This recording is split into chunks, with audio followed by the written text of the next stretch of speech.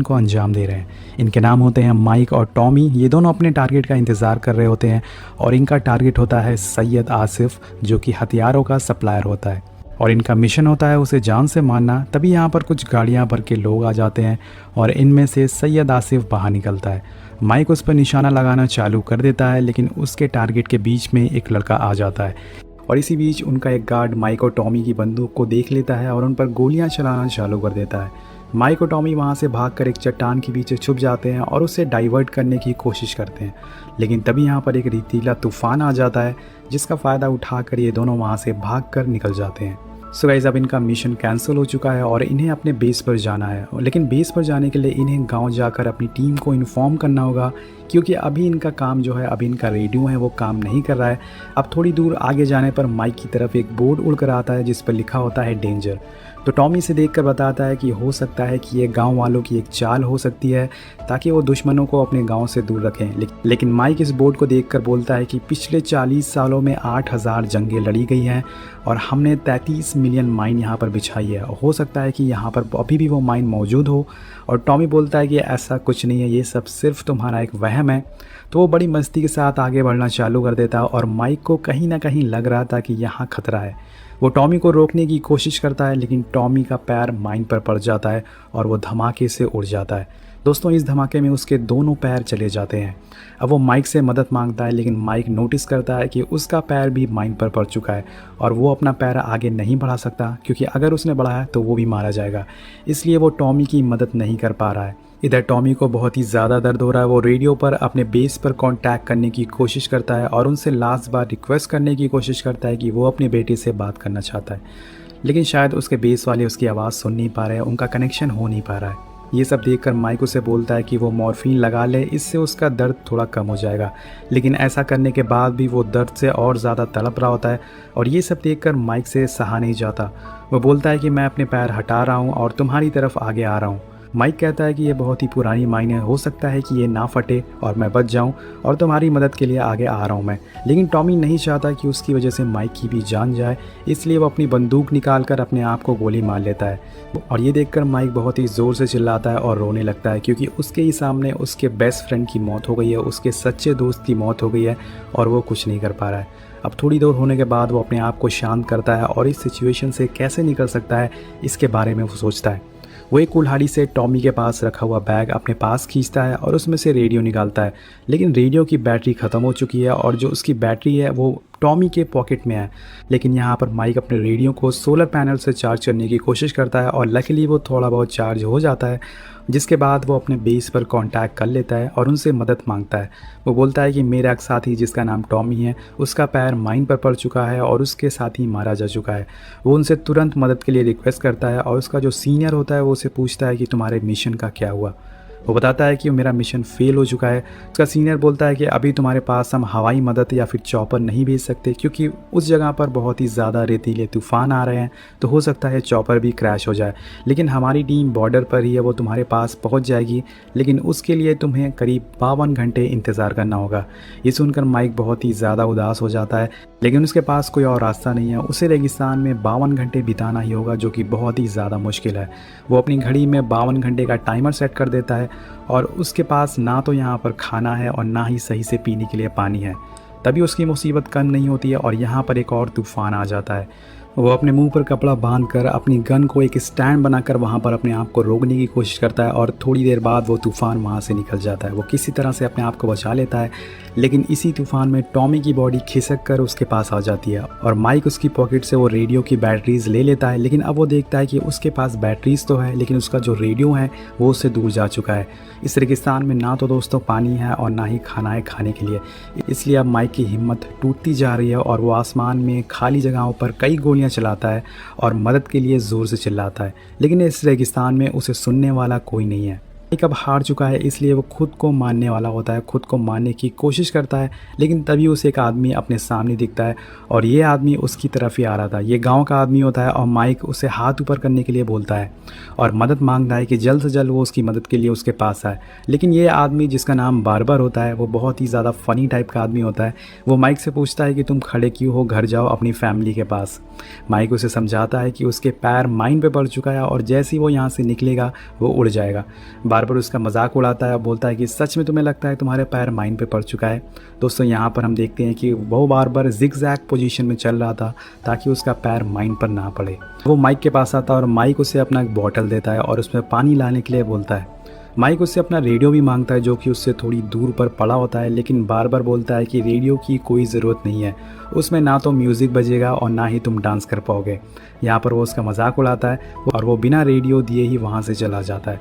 थोड़ी देर होने पर वहाँ पर उसी आदमी की बेटी आती है जो कि पानी का बॉटल लेकर आती है। अब माइक को पानी पीकर थोड़ी राहत मिलती है और वो उसका शुक्रिया अदा करता है। वो लड़की माइक को एक सोल्जर बॉय देती है और माइक भी उसे अपनी पॉकेट से एक सोल्जर टॉय निकाल कर देता है जो कि उससे यहीं रेगिस्तान में मिला था। अब माइक उससे भी रेडियो लाने के लिए बोलता है जो कि उससे थोड़ी दूर पर है, लेकिन वो भी बिना रेडियो दिए वहाँ से भागकर चली जाती है। हम देखते हैं कि अभी भी 38 घंटे बचे हुए हैं माइक को बचाने के लिए और अब रात हो चुकी है। माइक बहुत ही ज़्यादा थका हुआ है, उसे अपनी फैमिली की याद भी आ रही है। वो अपने फ़ोन में कुछ गाने सुनता है और अपनी फ़ोन में अपनी वाइफ की फ़ोटोज़ देखने लगता है, जिसे देखकर वो बहुत ही ज़्यादा इमोशनल हो जाता है। वो फ़ोन में उसकी वाइफ की एक वीडियो होती है जिसमें वो बोल रही थी, माइक तुम जहाँ भी हो सेफ़ रहना और जल्दी से मिशन ख़त्म करके मेरे पास आ जाओ, मैं तुम्हारा वेट कर रही हूँ। उसकी वाइफ मजाक करती है कि अगर तुम नहीं आए तो मैं किसी और से शादी कर लूँगी। और ये सब देखकर माइक बहुत ही ज़्यादा इमोशनल हो जाता है। वो आंखों से आंसू उसके गिरने लगते हैं। यहाँ पर वो आग जलाता है और अपने आप को सोने से रोकने की कोशिश करता है, लेकिन इतना ज़्यादा वो थक चुका है, इस वजह से उसकी आंख लग जाती है और जैसे ही दोस्तों उसकी आंख लगती है वहाँ पर जो आग होती है वो बुझ जाती है। और यहाँ पर हम देखते हैं कि कुछ भेड़ियों की आवाज़ से वो दोबारा उठ जाता है। वो उन भेड़ियों को भगाने के लिए कई गोलियाँ चलाता है और इसी बीच एक माइन फट जाती है और इस माइन के फटने से वहाँ पर जो सारे भेड़िया हैं वहाँ से भाग जाते हैं, जिससे कि माइक की जान बच जाती है।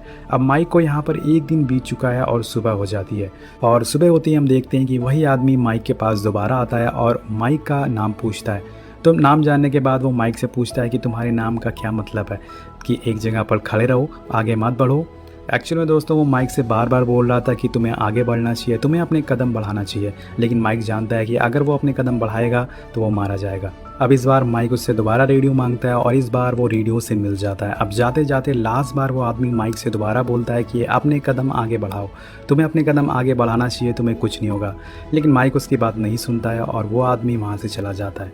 इसके बाद अब माइक को हेलुसिनेशन होना चालू हो जाता है और अब और वो टॉमी को जिंदा होते हुए देखता है और टॉमी उससे बोलता है कि तुम अभी भी यहीं खड़े हो, चलो घर चलो, तुम्हारी वाइफ जेनी तुम्हारा वेट कर रही है। वो उससे उसके कदम आगे बढ़ाने के लिए बोलता है, लेकिन दोस्तों माइक ऐसा नहीं करता। अब रात हो चुकी है लेकिन अभी भी माइक को टॉमी दिखता है। टॉमी उसे बोलता है कि तुमने अपनी लाइफ में बहुत सारी गलतियां करी हैं। एक्चुअल में माइक को अपनी पास्ट की सारी गलतियां याद आती है कि उसने अपनी वाइफ के साथ अच्छे से बिहेव नहीं किया, उसने बहुत सारे लोगों से लड़ाई करी बेवजह और वो इन सब रिश्तों को सही कर सकता था। यहाँ पर टॉमी उसे बोलता है कि तुम्हें जेनी के साथ रहना चाहिए, जब उसको तुम्हारी सबसे ज़्यादा ज़रूरत थी तुम उसे छोड़कर यहाँ चले आए। अब माइक को अपनी सारी गलतियों का एहसास होता है जो कि उसने पास्ट में करी थी, लेकिन अब वो सारी गलतियों को माइक ठीक करना चाहता है, लेकिन अभी वो रेत में फंसा हुआ है, वो घर नहीं जा सकता। लेकिन तभी उसे पता चलता है कि उसके आसपास दोबारा भेड़िए आ चुके हैं और उनकी संख्या बहुत ही ज़्यादा है। ये भेड़िए दोस्तों टॉमी की बॉडी को उठाकर यहाँ से ले जाते हैं और तभी यहाँ पर एक माइन फटता है और कुछ भेड़िए यहाँ से भाग जाते हैं, लेकिन अभी भी कुछ भेड़िए यहाँ पर बचे हुए हैं जो कि माइक पर हमला कर देते हैं। अब माइक उन्हें बड़ी बहादुरी से मार गिराता है। वो जैसे जैसे इन भेड़ियों को मार रहा था वो और ज़्यादा हेलुसिनेशन में जाता जा रहा था। वो उन भेड़ियों को अपना दुश्मन समझता है और एक एक करके सभी भेड़ियों को जान से मार देता है। लेकिन अभी भी वो इमेजिन कर रहा है कि वो एक क्लब में है और वहाँ पे वो एक वेट्रेस से एक बियर मांगता है। लेकिन तभी दोस्तों उसकी आँख खुल जाती है और उसको रेडियो पर सार्जेंट का मैसेज आता है। वो उनसे बात करता है और वहाँ पर उसे पता चलता है कि उसके पास सिर्फ 10 घंटे बचे हुए हैं घर जाने के लिए। लेकिन तभी उसका सीनियर उसे बताता है कि जो टीम तुम्हारे पास आने वाली है वो डिले हो गई है, उनका मिशन कैंसिल हो गया है और उन्हें तुम्हारे पास आने में 10 घंटे और लगेंगे। मतलब कि अब उसे 17 घंटे और वेट करना पड़ेगा इस रेगिस्तान में खड़े खड़े अपने आप को बचाने के लिए। जैसे माइक की हिम्मत टूटने लगी है और वो गिरने लगता है, लेकिन तभी वहाँ पर वही आदमी आ जाता है और माइक को गिरने से बचा लेता है। वो बोलता है कि तुम्हें हिम्मत नहीं हारनी चाहिए, मेरा भी पैर एक बार माइन पे पड़ चुका है और मैंने अपना पैर गंवा दिया था। उस टाइम बस मैं यही सोच रहा था कि मेरा एक पैर ना होने की वजह से मैं फ्यूचर में क्या करूँगा। जब मुझे हॉस्पिटल ले जाया गया तो मैं बहुत ही ज़्यादा डरा हुआ था। वहाँ पर मुझे एक गाना सुनाई दे रहा था जिसमें सिंगर बोल रहा था कि हमेशा आगे बढ़ते रहना चाहिए, कभी डर के पीछे नहीं जाना चाहिए। लेकिन मुझे वो गाना सुनाई नहीं दे रहा था, मैं बस अपने पैर के बारे में सोच रहा था कि मेरा एक पैर ना होने की वजह से मेरा फ्यूचर कैसा होगा। तभी वहाँ पर एक नर्स आई मेरे पास और उसने मुझे स्माइल देकर देखा, जिसके बाद मुझे गाना सुनाई दिया और उसका मतलब पता चला और मुझे एहसास हुआ कि मुझे भी आगे बढ़ते रहना चाहिए और उसे हिम्मत नहीं हारनी चाहिए, उसे अपने कदम आगे बढ़ाना चाहिए। यहाँ पर वो एक आदमी एक और चीज़ बताता है कि यहाँ की जो माइने हैं वो निकाल कर वो लोग बेचते हैं ताकि उनसे तो थोड़े पैसे कमा सकें, और जहाँ से वो माइन निकालते हैं वहाँ पर वो एक टीन का बॉक्स रख देते हैं ताकि मेटल डिटेक्टर से पता ना चले कि यहाँ से माइन निकाल ली गई है। और ये सब बोलने के बाद वो यहाँ से जाने लगता है। माइक उसे रोकता है कि उसे अकेले छोड़कर यहाँ से ना जाए, लेकिन बार बार उसकी बात नहीं मानता। वहाँ से अपनी बेटी के साथ उसे छोड़कर वहाँ से चला जाता है।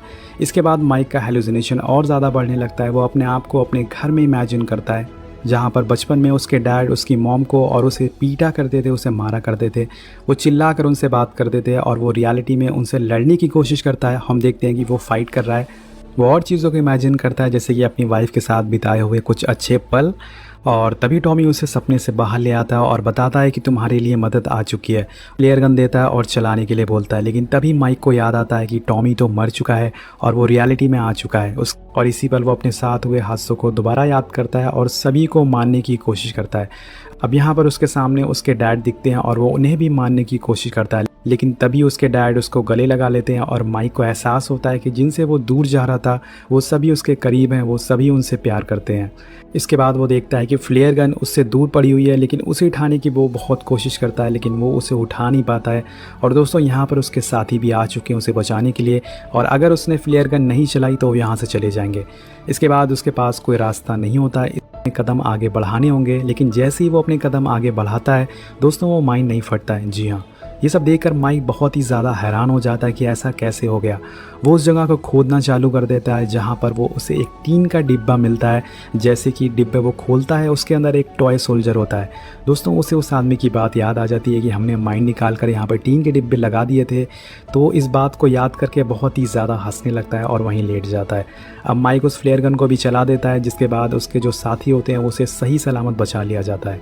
अब माइक जब वापस जेनी से मिलता है तो वो पूरी तरह से बदल चुका है और अब वो पहले वाला माइक नहीं रहा है। सो गाइस, अगर बात करें कि इस मूवी से हमें क्या सीख मिलती है, तो मुझे लगता है कि लाइफ में कभी कभी कड़ी मुश्किलें या फिर टफ़ टाइम भी आना चाहिए, जिससे कि हमें एहसास हो सके कि हमारी फैमिली की क्या वैल्यू है हमारी लाइफ में। आपको मूवी कैसी लगी नीचे कमेंट करके ज़रूर बताइएगा, और इस तरह की अगर और फिल्में देखना चाहते हैं तो नीचे कमेंट ज़रूर करिएगा। मिलते हैं आपसे अगली वीडियो में। Thank you so much watching.